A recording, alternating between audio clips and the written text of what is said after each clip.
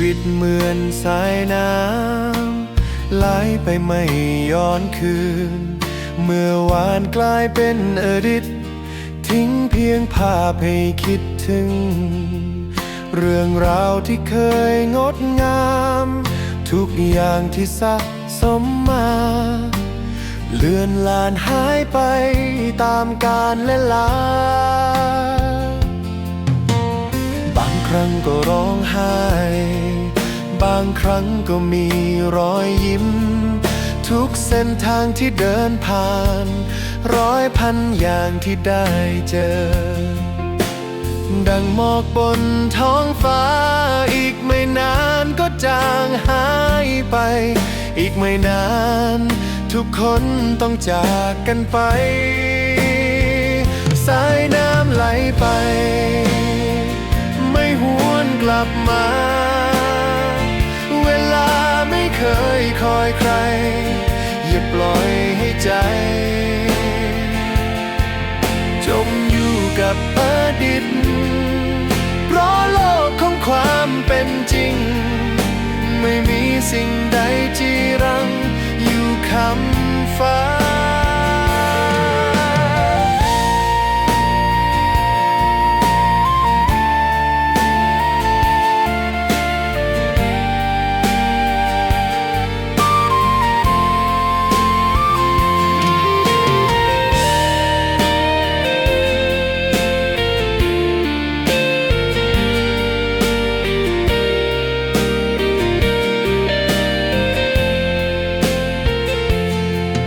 สายน้ำไม่เคยหยุดไหลดวงอาทิตย์ยังคอยส่องแสงเปิดทางสู่วันใหม่จงก้าวเดินต่อไปอย่าหยุดยัง้งเพียงแค่เพราะผิดหวัง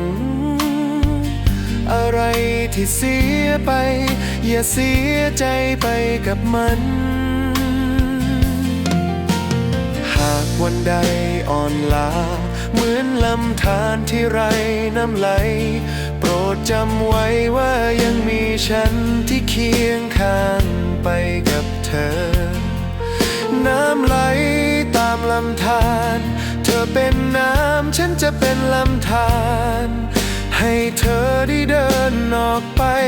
สู่เป้าหมายของวันใหม่สายน้ำไหลไปไม่หวนกลับมาเวลาไม่เคยคอยใครอย่าปล่อยให้ใจให้จมอยู่กับอดีตเพราะโลกของความเป็นจริงไม่มีสิ่งใดจีรังอยู่คำฟ้า